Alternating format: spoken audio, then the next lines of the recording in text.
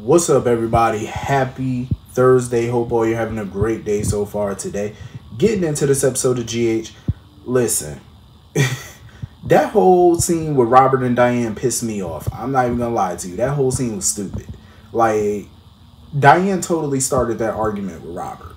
She totally did, because Robert was in a romantic mood. He was sitting there trying to dance with her, trying to be all romantic, and all she wanted to do is argue about Sonny. Like, really? Really? I was so annoyed with Diane. I really was. And I love me some Diane, but she got on my nerves in this episode. I'm like, are you serious? Like, you really want to argue with this man about Sonny being your friend / client? Like, I really didn't. I'm like, why are the writers writing them like this? Like, that's their angst. You know, I feel like that's what the writers are trying to do, trying to give them some type of angst. And I guess Sonny is their angst. I find that very stupid. Two intelligent people arguing about Sonny Corinthos. Like, really? Come on now. Like, what the hell does it matter if Sonny is her client / her friend? So what? Of course Robert don't like it, but it's not like he sits around and stew about it all day either. He was trying to have a romantic evening. You know, I did agree with Robert. At the end of the day, whatever goes on between them in the courtroom, keep their clients in the courtroom. I totally agree with that 1,000%. Because Robert was speaking facts. At the end of the day, it's his job to put people like Sonny in prison. That's his job. And I thought it was pretty lame of Diane to sit there and try to compare Sonny to Anna and Holly. I'm like, first of all, you really can't compare Sonny to no Anna. Anna is not a career criminal. Yes, she has done some things that cross the line of, you know, of the law. You know what I'm saying? Like, bordered on criminal. But she's not a career criminal. She does not make her money by being a criminal. Sonny makes a vast majority of his wealth by being a criminal. He wakes up every day a damn criminal. You know what I'm saying? It's like, it's apples and oranges. You really can't compare the two. So I felt like that was a lame argument on her part. And that's sad, because she's a damn good attorney and that's the best that she could come up with. Like, come on now, Diane. You picking at straws now. That's all she doing. I felt like it was just an unnecessary, unneeded argument at this point.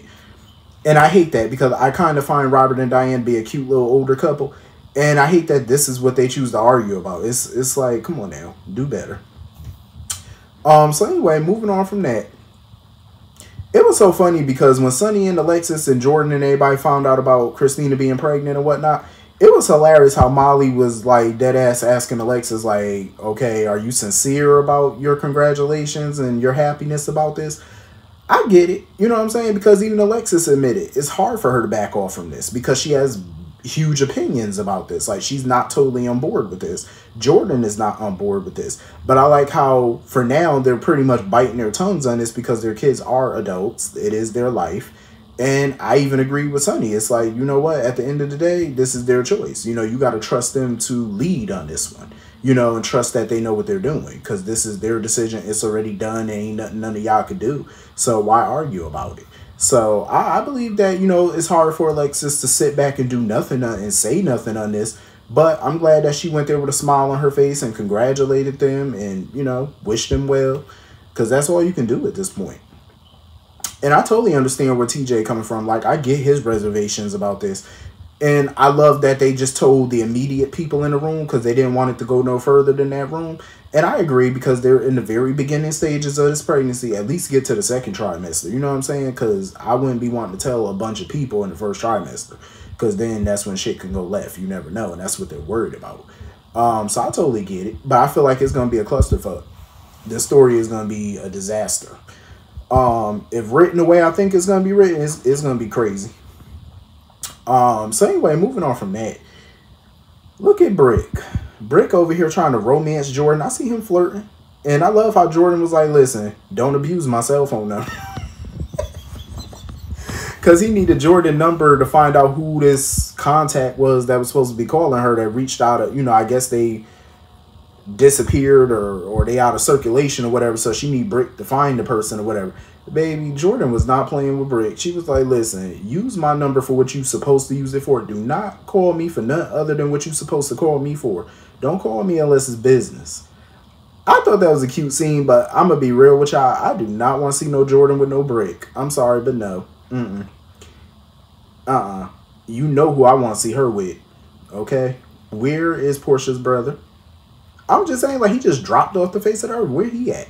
Because that's who I want to see her with. That's who I feel like she's a better pair with. Because Jordan need a man. You know what I'm saying? Like, I'm tired of her just work. Like, she need to go find somebody. She is too fine of a damn woman to be this single and not have nobody in her life. I'm just saying, that woman is gorgeous. That's a badass woman right there. To be all single and stuff and manless. Hell no. That's a waste. So anyway, moving on from that. I am so freaking happy that this trial is about to start. I don't even know why we need a trial. But I'll be so happy when this malpractice is over. I totally agree with Martin. I think Finn needs to listen to Martin. This is what you pay him for. I agree. When he go up in that courtroom, do not offer up no information. Only answer questions that are asked of you. Don't go no further than what, you know what I'm saying? Like, don't be sitting here answering questions that, you know, volunteering information. I totally agree with Martin. Just ask and answer. Ask and answer. Ask and answer. Keep it brief. Yes, no, yes, and no. You know what I'm saying? Like, all Finn got to do is listen to counsel, and he'll be all right. But I am glad that he relayed that information to, you know, Martin and stuff, and Martin going to get the PI on it or whatever. You know, good. Get somebody looking into this so we can figure out this Maldon situation so we can get this shit done and over with, because I'm over it at this point. I am really over this. So moving on from that, I feel like Laura was being so naive today with Chase. Like, I feel like she really was. She really thinks that Heather told her this information. Like, Heather really threw Esme under the bus because in her own sick way, she's trying to save her daughter. Is that really what Laura thinks? Like, man, I agree with Chase. Heather has an agenda. You really think Heather told you this information, threw her own child under the bus because she had some come to Jesus moment? Because she has some savior complex, like she's trying to save her daughter's soul? No, she has an agenda. Think about it. Think about it. Like, how is this not odd to Laura that Heather offered up this information on her own child, but she never asked for a deal, though? She never said, oh, I'll give this to you in exchange. You don't find that weird? Because everything Heather Weber does is about something. It has an agenda to it. She doesn't give anybody information free and clear with no hidden agenda. She got something planned. That's why she told you that shit. Exactly why she told you that. It wasn't out of the kindness of her heart. Definitely not. But it's about time Laura finally got on Team Esme lying, because the bitch is lying. And it's about time Laura finally is on board. I'm like, Earth to Laura, knock knock, who's there? Like, man, you were played. And I'm glad she finally seen it. Now you done found your husband on the ground or knocked on the floor. Poor Kevin. Poor Kevin, that man ain't even see it coming. Got bonked right on the head. I'm like, oh, my Lord. His first interaction with Esme in quite some time, and this is how it goes down. He get knocked on the floor. And I'm guessing that it took this realization for her husband to be knocked on the floor for Laura to finally wisen up and say, all right, we need to get this crazy loon off the street. I'm like, duh. Where have you been these last few months, girl? I've been trying to tell you. You know, she talking about Robert working on the warrant and stuff like that. I'm glad they got a lead, though. At least they have a lead. So now they're going to be heading to Canada or whatever, trying to find her because of that little letter that they found. I guess her little nanny wrote the letter or something like that, little Maggie. When the hell are we going to see this woman? Because I don't even think we even met the nanny Maggie. Like, when are we going to see her? Have we seen? I don't think we've seen her. Have we? I don't think so. I can't recall. But it's about damn time. Because she need to be, you know, out in the open so we can find out what she look like and who she is and whatnot. But yeah, I'm glad they got a little lead on her. Because Lord knows they need to shut little Esme down quick.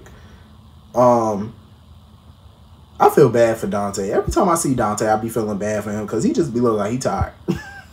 Dante be looking sleepy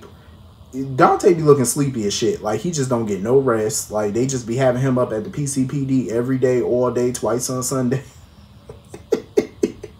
I be feeling bad like Dante needs some sleep. I know he exhausted. I know it. So anyway, that's pretty much the whole episode. Hit the comment section. Let me know what you all thought, and I will see you all later. Hope you all have a great night. Peace.